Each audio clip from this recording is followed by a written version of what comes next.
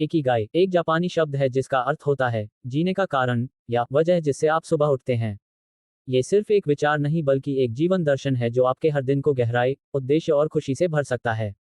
Japan के Okinawa द्वीप के लोग, जो दुनिया के सबसे लंबे समय तक जीवित रहने वाले लोगों में गिने जाते हैं, इसी इकिगाई के सिद्धांत पर अपना जीवन जीते हैं।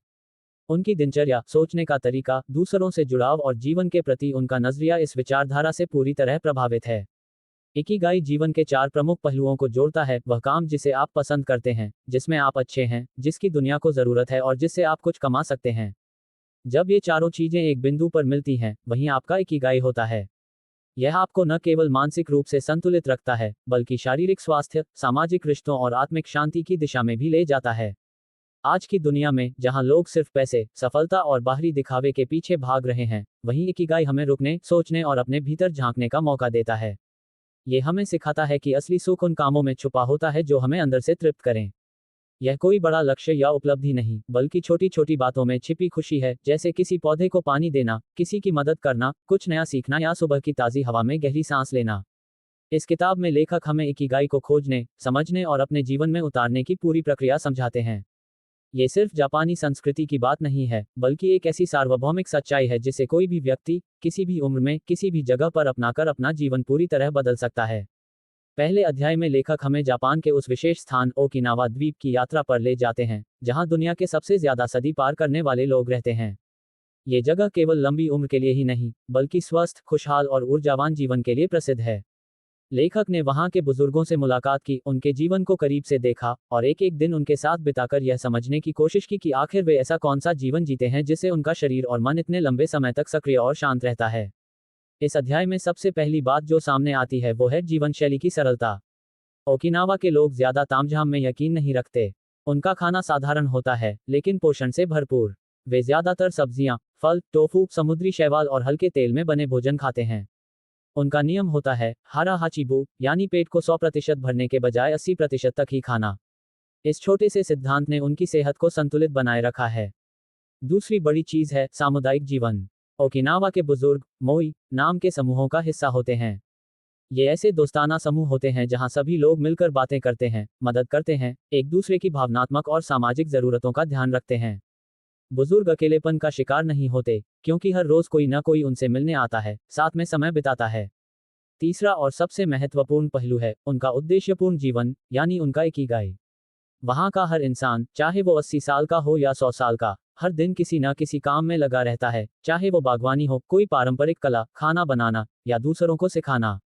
वे कभी रिटायर नहीं होते, क्योंकि उनका मानना है कि जब तक हम किसी कार्य से जुड़े हैं, तब तक हम जीवित हैं। इस अध्याय में ये भी सामने आता है कि ओकिनावा के लोगों का तनाव से रिश्ता बहुत अलग है। वे चीजों को गंभीरता से नहीं लेते, ज्यादा चिंता नहीं करते और जीवन को सहजता से जीते हैं।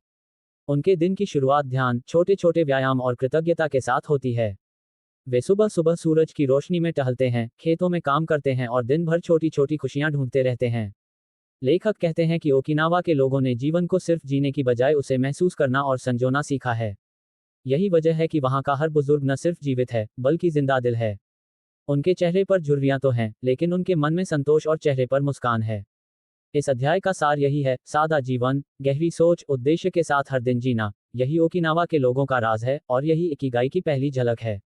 इस अध्याय में लेखक हमें उस अवस्था की ओर ले जाते हैं जिसे वे कहते हैं फ्लो। यह एक ऐसी मानसिक स्थिति है जिसमें व्यक्ति अपने काम में इतना डूब जाता है कि उसे समय, जगह और दुनिया की सुध ही नहीं रहती। फ्लो एक ऐसा अनुभव है जहां आप पूरी तरह प्रेजेंट होते हैं और काम करते हुए भी आपको थकान नहीं होती, बल्कि ऊर्जा मिलती है। यही फ्लो इकिगाई के केंद्र में मौजूद है। लेखक बताते हैं कि जब भी हम कोई ऐसा काम करते हैं जिसे हम सच में पसंद करते हैं, जैसे संगीत बजाना, लिखना, बागवानी, सर्जरी करना, पेंटिंग या कोई भी रचनात्मक गतिविधि, और उसमें पूरी तरह लीन हो जाते हैं, तो हम फ्लो की अवस्था में पहुंचते हैं। यह अवस्था न सिर्फ हमें खुशी देती है, बल्कि हमारी कार्यक्षमता, रचनात्मकता और मानसिक शांति को भी कई गुना बढ़ा देती है। फ्लो की यह अवस्था यूं ही नहीं आती। इसके लिए कुछ विशेष स्थितियां जरूरी होती हैं। आपके सामने जो कार्य है, वह आपके कौशल के स्तर से मेल खाता हो, न ज्यादा आसान, न ज्यादा कठिन। आपका लक्ष्य स्पष्ट हो, आपको तुरंत फीडबैक मिले, यानी आप जाने कि आप सही दिशा में बढ़ रहे हैं या नहीं। आपका ध्यान पूरी तरह उसी एक काम पर केंद्रित हो। ओकिनावा के लोग, जिन्हें इकिगाई से गहराई से जोड़कर देखा गया है, रोज के छोटे छोटे कार्यों में भी इसी फ्लो की अवस्था को प्राप्त करते हैं। चाहे वो मछली पकड़ना हो या पारंपरिक कला बनाना, वे उसमें इतने लीन होते हैं कि हर दिन उनके लिए एक ध्यान मेडिटेशन जैसा बन जाता है। लेखक बताते हैं कि आधुनिक दुनिया में हम अक्सर मल्टीटास्किंग और डिस्ट्रैक्शन में जीते हैं। हमारा ध्यान कभी मोबाइल में, कभी सोशल मीडिया में, तो कभी किसी और उलझन में बंटा रहता है। हम काम करते हुए भी सच में काम में नहीं होते। यही कारण है कि हमें थकान होती है, तनाव बढ़ता है और हम अपने काम से जुड़ाव महसूस नहीं करते। फ्लो की ताकत यही है, यह आपको एक ऐसे स्टेट में ले जाती है जहां आप भूल जाते हैं कि आप क्या कर रहे हैं, बस आप कर रहे होते हैं। यही अवस्था ध्यान से भी ज्यादा प्रभावशाली मानी गई है, क्योंकि इसमें मन, शरीर और आत्मा तीनों पूरी तरह संलग्न होते हैं। अध्याय के अंत में लेखक ये सलाह देते हैं कि अगर आप हर दिन किसी एक काम में पूरी तरह डूबना शुरू करें, भले ही 30 मिनट के लिए, तो न सिर्फ आपका मन शांत होगा, बल्कि आपका इकिगाई भी धीरे धीरे स्पष्ट होने लगेगा। फ्लो वही रास्ता है जिससे हम अपने जीवन के उद्देश्य से जुड़ते हैं। इस अध्याय का मूल संदेश है, अपने भीतर की उस आग को पहचानो जो तुम्हें किसी काम में पूरी तरह खो जाने पर मजबूर कर देती है। वहीं से तुम्हारा इकिगाई शुरू होता है। इस अध्याय में लेखक एक बेहद महत्वपूर्ण विषय पर ध्यान केंद्रित करते हैं, तनाव, स्ट्रेस, चिंता, एंग्जाइटी और उनका हमारे जीवन, शरीर और इकिगाई पर असर। आज की तेज रफ्तार दुनिया में लोग हर वक्त कुछ पाने, कहीं पहुंचने या कुछ साबित करने की दौड़ में लगे हुए हैं। इस दौरान हम सबसे ज्यादा जिस चीज को अनदेखा करते हैं, वो है अपना मानसिक संतुलन। लेखक बताते हैं कि जब कोई व्यक्ति लगातार चिंता, थकावट या मानसिक उथल पुथल में रहता है, तो उसका शरीर एक फाइट और फ्लाइट मोड में चला जाता है। इसका मतलब होता है कि दिमाग हर वक्त खतरे की स्थिति में होता है और शरीर तनाव के हार्मोन जैसे कॉर्टिसोल और एड्रेनलिन का स्राव करता है। अगर ये स्थिति थोड़े समय के लिए हो, तो शरीर उससे निपट सकता है। लेकिन जब ये हर रोज, हर घंटे होने लगे, तो यह न सिर्फ आपकी इम्यून सिस्टम को कमजोर करता है, बल्कि आपकी उम्र घटाने और आपको बीमार करने लगता है। यहीं पर इकिगाई और ओकिनावा के जीवन के सिद्धांत काम आते हैं। लेखक बताते हैं कि ओकिनावा के लोग भले ही बहुत व्यस्त हों, लेकिन वे कभी तनावग्रस्त नहीं होते। क्यों? क्योंकि उन्होंने अपनी जीवन की गति धीमी रखी है। वे हर काम को ध्यान से, पूरी शांति और प्रेम से करते हैं। वे हर पल में रहते हैं, यानी पूरी तरह प्रेजेंट रहते हैं। लेखक यहाँ कुछ तकनीकों का जिक्र करते हैं जो तनाव को नियंत्रित करने में मदद कर सकती हैं। प्राणायाम और गहरी सांसें लेना। जब भी आप तनाव महसूस करें, अपनी सांसों पर ध्यान दें। लंबी गहरी सांस लेकर धीरे धीरे छोड़ना आपके दिमाग को शांत करता है और शरीर को रिलैक्स करता है। माइक्रो ब्रेक्स लेना। दिन में कुछ मिनट के लिए हर काम से खुद को अलग करना और पूरी तरह अपने आप से जुड़ना। जैसे खिड़की से बाहर देखना, 5 मिनट टहलना या एक कप चाय पीते हुए पूरी तरह उस पल में रहना। कृतज्ञता, ग्रैटिट्यूड का अभ्यास। हर दिन रात को 3 चीजें लिखना जिनके लिए आप आभारी हैं, आपके विचारों की दिशा बदल देता है। इससे दिमाग सकारात्मकता में टिकने लगता है। सामाजिक संपर्क बनाए रखना। अकेलापन तनाव को बढ़ाता है, इसलिए अपने दोस्तों, परिवार या पड़ोसियों से जुड़ना, बात करना, ये भी तनाव कम करता है। अध्याय में एक और महत्वपूर्ण बात सामने आती है, तनाव को खत्म नहीं किया जा सकता, लेकिन उसे प्रबंधित मैनेज किया जा सकता है। तनाव से लड़ने की बजाय उसे समझना और फिर अपने जीवन को इस तरह ढालना कि वो आपको कंज्यूम न करे, यही असली कला है। अंत में लेखक कहते हैं कि इकिगाई तभी फलता फूलता है जब मन शांत हो, और मन शांत तभी होता है जब आप जीवन को गति नहीं, गहराई से जीते हैं। इस अध्याय का सार है, जिंदगी की रफ्तार कम करो, सांसों को गहरा करो और खुद को इस तरह संभालो कि तनाव कभी तुम्हारा हिस्सा ना बने, सिर्फ एक मेहमान बनकर आए और चला जाए।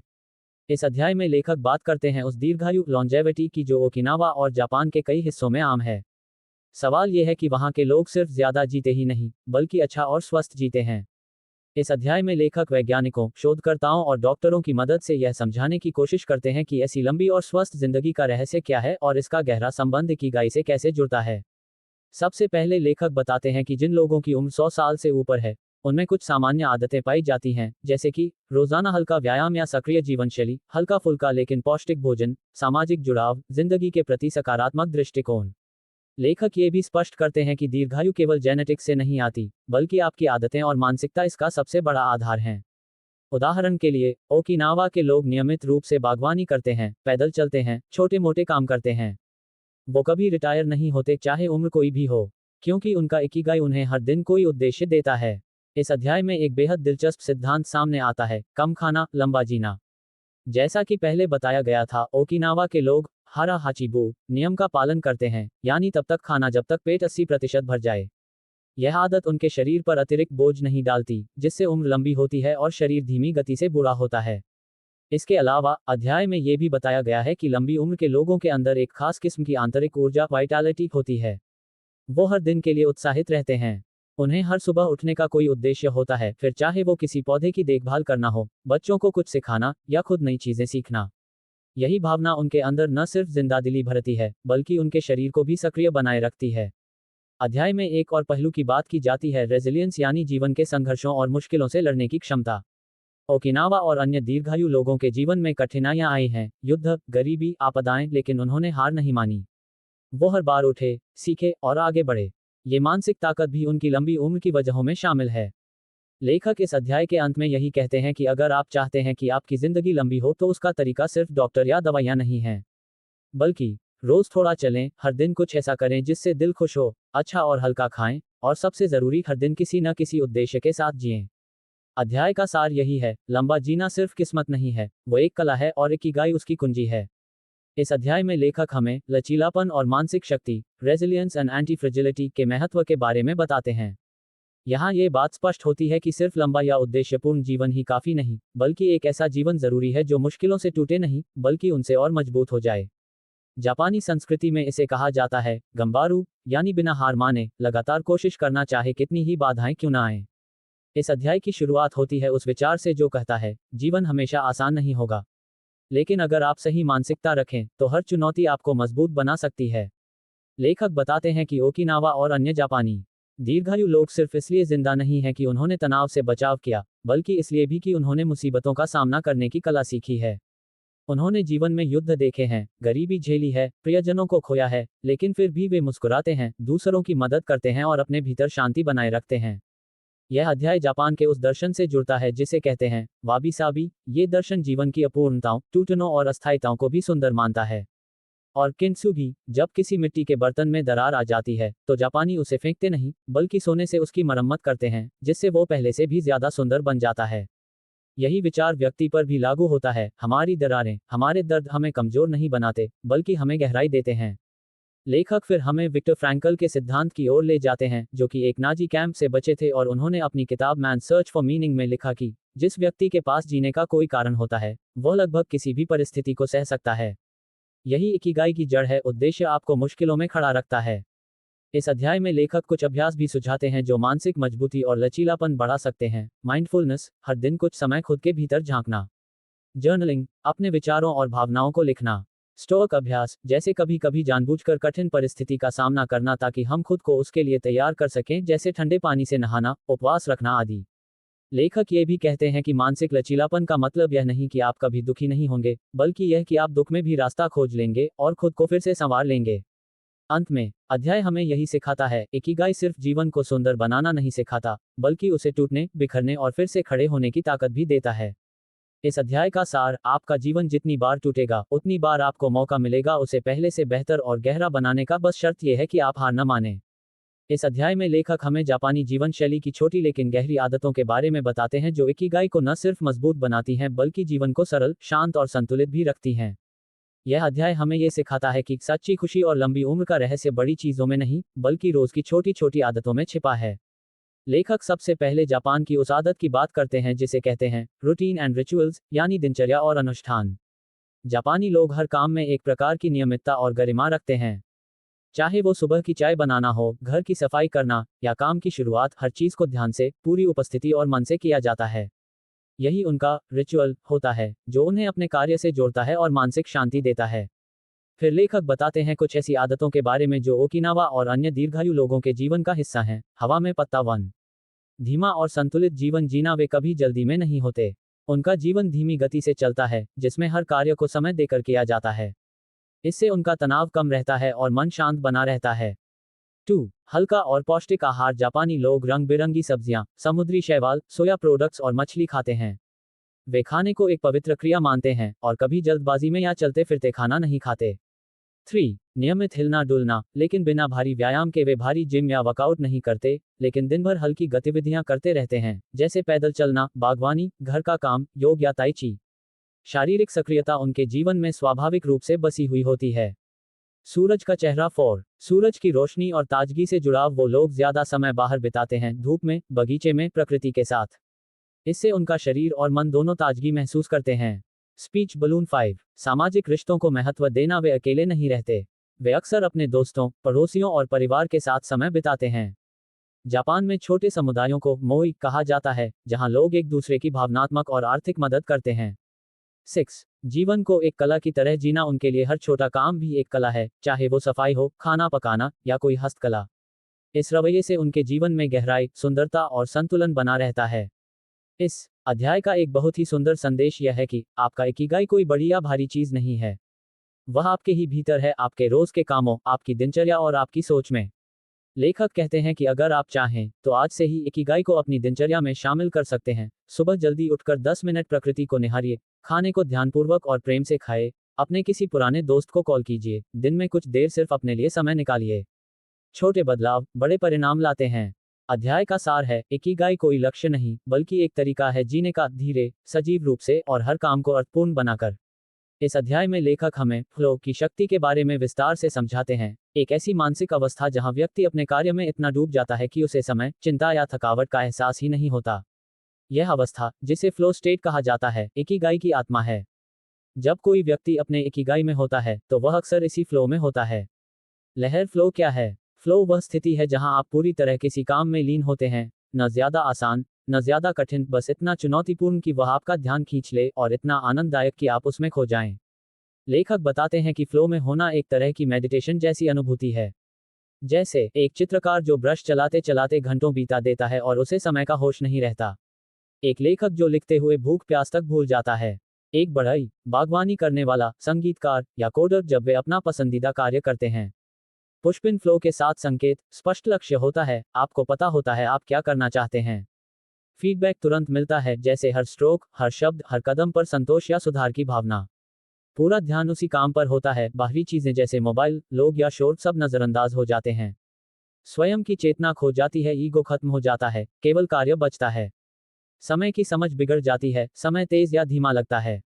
काम में सहजता महसूस होती है, काम कठिन भी हो सकता है, पर आप उसमें सहज रहते हैं। काम खुद में आनंद देने वाला होता है, आपको बाहरी इनाम की जरूरत नहीं लगती। बुलेसाई फ्लो में कैसे जाएं? लेखक इस अध्याय में कुछ तरीके बताते हैं जिससे आप आसानी से फ्लो में जा सकते हैं। ऐसा कार्य चुनिए जो आपकी क्षमता के थोड़ा ऊपर हो, ताकि वो न तो बोरिंग लगे, न ही डरावना। डिस्ट्रैक्शन हटाए, फ्लो में जाने से पहले अपने मोबाइल, नोटिफिकेशन और ध्यान भटकाने वाली चीजें दूर रखिए। एक समय पर एक ही काम करें, मल्टीटास्किंग फ्लो की सबसे बड़ी दुश्मन है।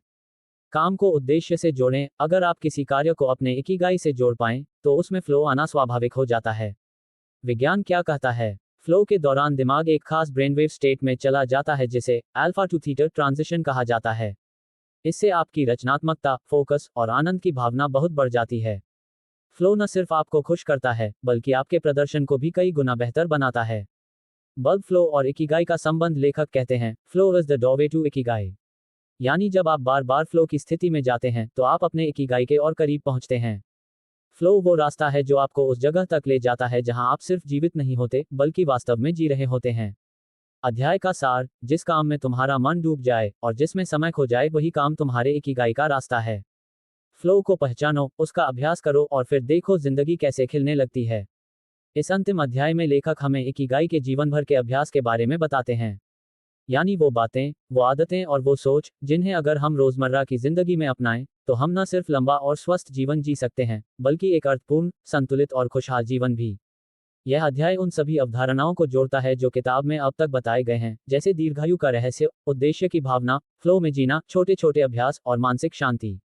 पौधा 1, हर दिन को उद्देश्य के साथ शुरू करो। लेखक बार बार कहते हैं, जिस दिन आप बिना किसी मकसद के उठते हैं, वह दिन आधा मरा हुआ होता है। इसलिए सुबह उठते ही खुद से एक सवाल करें, मैं आज किस लिए जी रहा हूं? इसी से आपका दिन दिशा पाएगा। यही सवाल आपका इकिगाई है। 2, तनाव से बचाव नहीं, उसका प्रबंधन। जिंदगी में तनाव आएगा ही, लेकिन जापानी लोग उसे अपने ऊपर हावी नहीं होने देते। वे ज़ेन जैसी तकनीकों का सहारा लेते हैं, जैसे ध्यान, मेडिटेशन, सांस लेने की तकनीक और प्रकृति के साथ जुड़ाव। हर दिन कुछ मिनट मौन में बैठना, सांस को महसूस करना और खुद से जुड़ना, मानसिक ताकत और स्थिरता देता है। अर्धमूर्तियां 3, लोगों से जुड़े रहना। जापानी संस्कृति में मोई जैसे समुदाय लोगों को भावनात्मक सुरक्षा देते हैं। हर व्यक्ति को चाहिए कि उसका एक छोटा लेकिन सच्चा सपोर्ट सिस्टम हो, ऐसे लोग जो उसे सुने, समझें और जरूरत पड़ने पर साथ खड़े रहें। समाज से जुड़ाव हमारे इकिगाई को मजबूत करता है, क्योंकि अक्सर हमारा उद्देश्य दूसरों की सेवा या साथ में जीने से जुड़ा होता है। 4. दिमाग को सक्रिय रखना। जो लोग जिंदगी भर सीखते रहते हैं, नई चीजें पढ़ते हैं, सवाल पूछते हैं, नया काम सीखते हैं, वो मानसिक रूप से स्वस्थ रहते हैं। यूज इट और लूज इट। दिमाग भी मांसपेशियों की तरह है, रोज उसका प्रयोग जरूरी है। इसलिए नई भाषा सीखें, किताबें पढ़ें, शतरंज खेलें या कुछ भी जो दिमाग को चुनौती दे। पुष्पनकाल 5. छोटी चीजों में आनंद लेना सीखो। इकिगाई का मूल मंत्र है, जिंदगी कोई बड़ी उपलब्धि नहीं, बल्कि रोज की छोटी छोटी खुशियों का संग्रह है। सूरज की गर्मी में बैठना, चाय की खुशबू लेना, किसी पौधे को बढ़ते देखना, किसी बच्चे की हंसी सुनना। जब हम इन क्षणों को महसूस करते हैं, तभी हम वास्तव में जीना शुरू करते हैं। स्क्रॉल अंत का संदेश। लेखक आखिर में एक सुंदर विचार रखते हैं, इकिगाई एक खोज नहीं है, बल्कि एक अभ्यास है। आपका इकिगाई कोई एक बड़ा सपना नहीं, बल्कि रोजमर्रा की वो क्रियाएं हैं जो आपको खुशी देती हैं, जो आपको दूसरों से जोड़ती हैं और जो आपको सुबह उठने की वजह देती हैं। आपका इकिगाई वही है जो आपको गहराई से छूता है, जो आपके समय को भूलवा देता है, जो आपकी सेवा से जुड़ा है और जो आपके होने को अर्थ देता है। बुक पूरी किताब का सार एक पंक्ति में, लंबा जीवन जीने के लिए इकिगाई खोजो और अच्छा जीवन जीने के लिए उसे हर दिन जियो। अब आप तैयार हैं अपना इकिगाई खोजने के लिए, या शायद आपने उसे पढ़ते पढ़ते महसूस कर ही लिया हो।